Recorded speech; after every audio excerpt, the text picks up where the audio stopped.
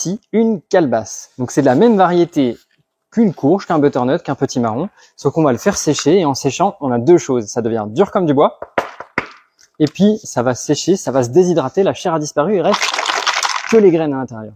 Alors je vous disais, la calebasse, c'est naturellement creux. Donc j'en ai ouvert une et voilà, il n'y a plus rien dedans. Le reste du travail, ça se passe ici, dans cette cabine où historiquement je m'enferme toute la journée. Je prends ma petite perceuse, je me mets ici et je vais pouvoir décorer par perçage,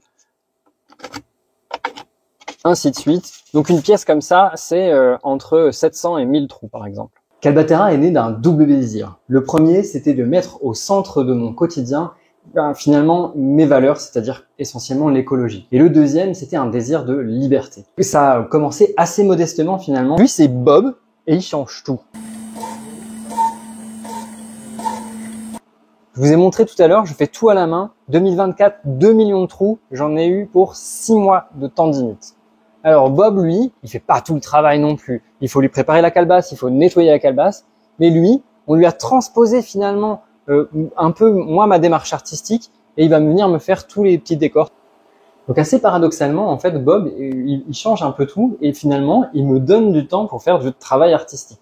Par exemple, cette pièce-là, lui, il en est bien incapable. La calebasse, elle est un peu longue, un peu compliquée. Le dessin, c'est un dessin que j'ai inventé moi, trop long avec lui. Ça sera moi, ça restera le travail d'artisan d'art. Si vous êtes curieux de découvrir Bob et mon activité, je fais des portes ouvertes du 9 juillet au 9 août, du mercredi au samedi.